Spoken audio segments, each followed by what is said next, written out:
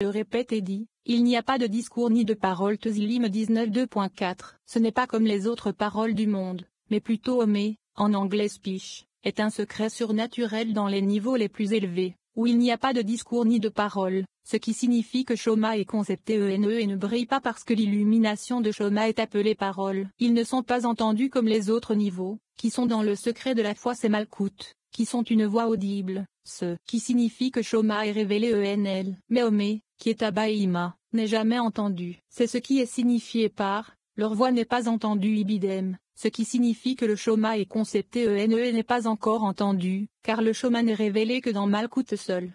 197. Leur lignée s'est répandue sur toute la terre Ibidem 5, même s'ils, Abba et Ima, sont surnaturels et dissimulés, et ne sont jamais connus, ce qui signifie que Shoma ne se révèle pas toutefois, leurs flux et leurs desseins sont attirés et coulent vers le bas jusqu'à Malkout, que l'on appelle terre, ce qui signifie que le Shoma qui est dissimulé en eux est attiré vers Malkout. Nous avons une foi totale dans ce monde, nommé Malkout avec l'illumination de Shoma qui est appelée foi totale à cause de cette attraction. Tous les gens du monde parlent du secret de la foi du Saint, béni soit-il, qui est Malkout, de ces niveaux, à savoir dans le Shoma des niveaux Abba et Ima, comme s'ils étaient révélés plus Abba et Ima, au lieu d'y être cachés et dissimulés, d'où est leur parole jusqu'à la fin du monde Ibidem. Depuis le début du monde jusqu'à la fin du monde, les savants discutent de ces niveaux cachés, même s'ils ne sont pas connus à leur place dans Abba et Ima, puis qu'ils sont révélés dans Malkout, comme expliqué.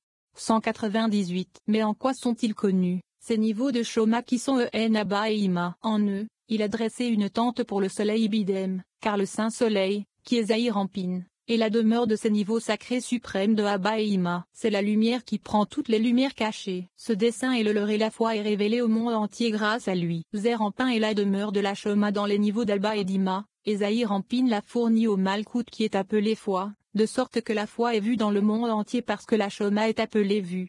199. Celui qui reçoit le soleil est comme celui qui a reçu tous les niveaux, car le soleil est comme une tente, dans laquelle les niveaux sont inclus en elle. Il reçoit tout et illumine à toutes les sortes de lumière en bas, à Malkout. C'est pourquoi il est comme un époux sortant de son Ibidem 6, avec les éclats et les scintillements de toutes les lumières cachées de tous les niveaux, car tous lui donnent leur désir et leur lumière avec un plaisir et une volonté complet, tout comme un époux a le désir et le plaisir de donner des cadeaux et des présents à son épouse. C'est pourquoi il est comme un jeune marié qui sort de son dé. 200. Ces questions, quel est son dé? Il dit, c'est l'Éden, qui est Shoma, et c'est le secret, et un fleuve sorti d'Éden Bereshit 2h10. L'Éden est un dé qui couvre tout, ce qui signifie qu'il couvre et protège de toutes les clipotes et se réjouit comme un homme fort qu'elle courir une course Teilim 19 2.6. Se réjouit vient du côté de la lumière primordiale qui a servi pendant les 6 jours de la création avant d'être dissimulée, dans laquelle il n'y a pas de jugement du tout. Comme un homme fort vient du côté de Gura,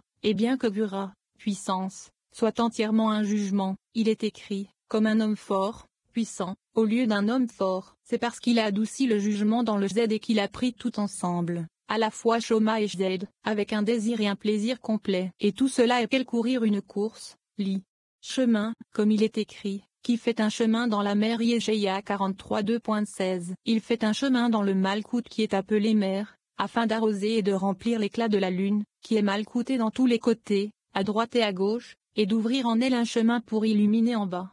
201. Sa sortie se fait de l'extrémité des cieux. Devarim 4h32. Devarim 4h32, signifiant que de l'extrémité de ces cieux célestes, qui est Zahir Ampin, il apporte la provision, parce qu'à la fin de Tiferet qui est appelé Kor, qui est Yuzod, il apporte sa provision, comme à cet endroit il y a une différence entre le mâle et la femelle. C'est ce qui est écrit, et de l'extrémité des cieux à l'extrémité des cieux Devarim 4h32. La fin des cieux et le monde supérieur, à savoir Zer Ampin qui est appelé Sief, jusqu'à l'extrémité des cieux et sa paix, qui est Zod. De même que celui-ci, Zahir Ampin, reçoit toutes les lumières et elles sont toutes en lui. De même celui-là, Zod, prend toutes les lumières et elles sont toutes en lui. Il sort de l'extrémité des cieux. 202. Et son circuit Tezillim 19 2.7, signifie qu'il encercle tous les côtés saints qui sont dignes d'être illuminés et dignes d'être arrosés et de briller de lui. Et il n'y a rien de caché Ibidem, signifie qu'il n'y a rien qui puisse être caché de cette lumière, car elle éclaire selon un principe unique chacun selon ce qui lui convient.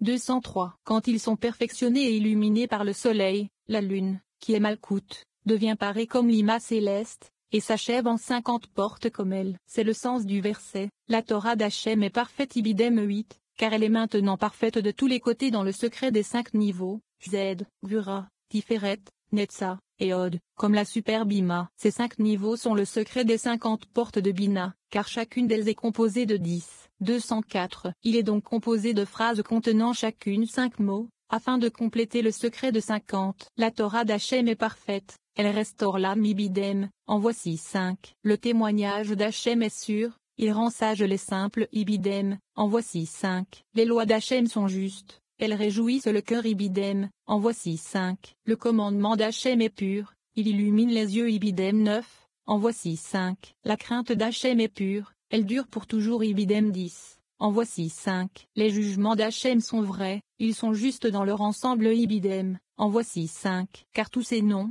la Torah, le témoignage, les statuts, sont les noms de Malkout. Ils sont tous des multiples de 5, afin d'être inclus dans la 50e, tout comme l'ima surnaturel. 205. Par conséquent, dans les passages, Iudev avait été écrit 6 fois, car ils correspondent aux 6 extrémités suprêmes, qui sont le secret du nom suprême, qui est Zer en pain. La lune devient pleine à partir de, qui est Malkout, et se perfectionne dans l'ordre céleste correctement. Cela se produit pendant le jour du Shabbat, lorsque tout est correctement achevé dans le secret du Shabbat en haut, dans Zahir en Pin, et en bas, dans Malkout. 206. En ce jour, la lumière est augmentée en tout, comme nous l'avons dit. Les cieux, qui est Zahir en Pin, reçoivent d'abord de la source de vie, qui est Abba et Ima. Ils, les cieux, illuminent et construisent la gloire céleste, qui est Malkout, à partir du secret du livre céleste, qui est Abba de tous et du secret du livre qui est Ima céleste. Et lui, à savoir Zer en pain qui est appelé Iven, est dérivé du secret du conte. C'est pourquoi, il est écrit, déclare, aussi, raconte, comme nous l'avons dit. C'est dans le secret des 3 noms, à savoir, livre, Eb, Sefer, scribe, Eb, Sophier, conte, Eb, si pur, à savoir Abba, Ima, et Zahir en Pin, qui domine le jour du Shabbat sur tous les autres jours. 207. C'est pourquoi David a récité cette louange. Les cieux déclarent inspirés par le Saint-Esprit, à propos de la brillance, de l'éclat et de la domination du jour du Shabbat sur tous les autres jours. Car le secret du nom céleste, Zahir en Pin, s'illumine de lumière et scintille d'étincelles et devient complet en haut et en bas. Alors la Torah d'Hachem est parfaite, qui est le Shabbat de la veille du Shabbat, à savoir Malkout, qui est du même secret avec Zer en pain, comme nous l'avons dit.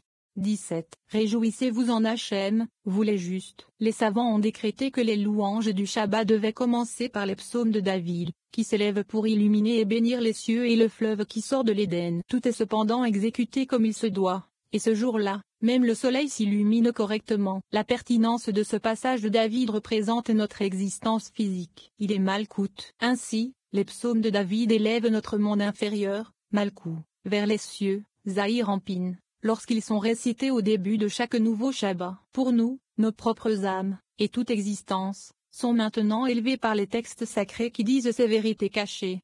208. Et les amis ont décrété que les louanges commenceraient par les louanges de David. Avec ce secret de la louange, les cieux déclarent, le ciel, qui est Zahir en Pin, prend le premier et illumine tout le reste. Ensuite, le fleuve qui sort de l'Éden, qui est Yesod, prend et c'est le secret.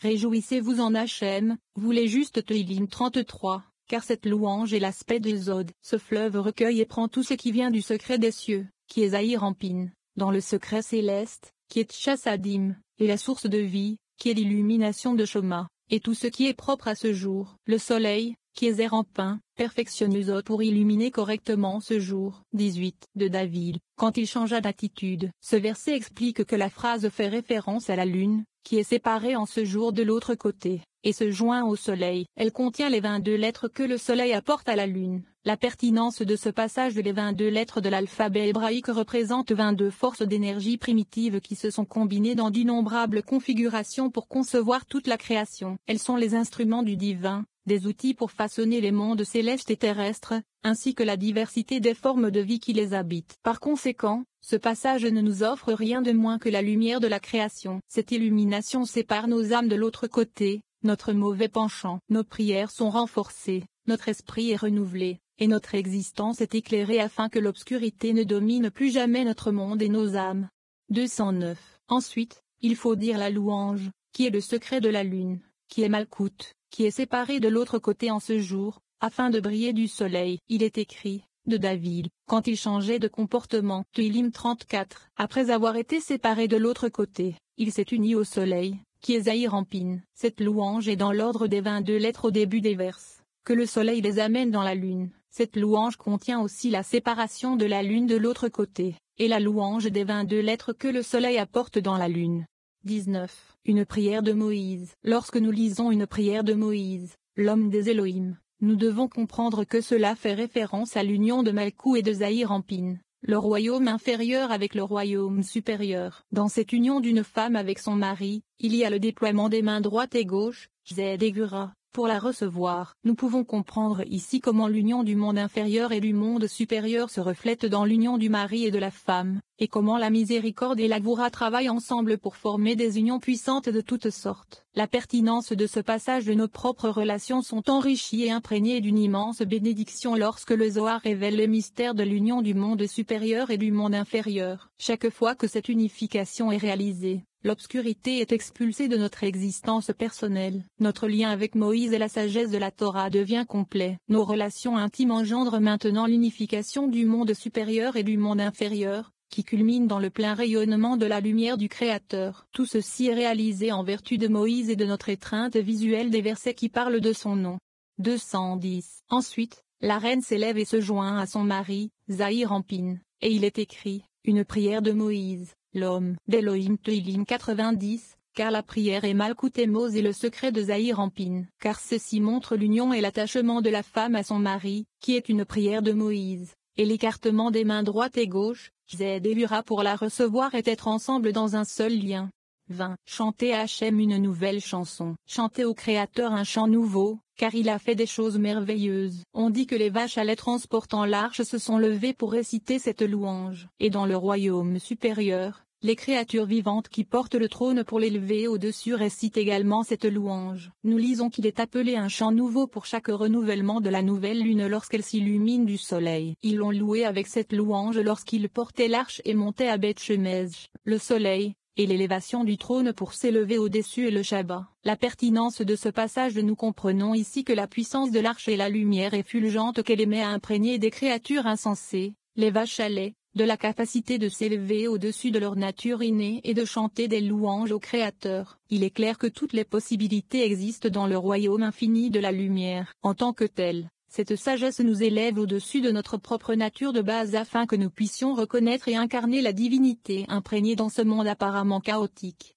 211. Il est écrit, un psaume. Chantez à Hachem un chant nouveau. Télim 98. Nous avons déjà établi cette louange. Bien que nous l'ayons observé, les observations des amis qui ont observé à ce sujet sont qu'ils ont dit que les vaches qui transportaient l'arche se levaient pour réciter cette louange, comme il est écrit, et les vaches prirent le chemin droit. Aussi, chant, Ishmuel 6h12. Quel était le chant qu'elle récitait? C'était, chantez à Hachem une nouvelle chanson, car il a fait des choses merveilleuses. Ce secret est similaire au précédent car au moment où les créatures vivantes portent le trône, qui est Malkout pour l'élever au-dessus, aux Zahir-Ampin elle récite cette louange.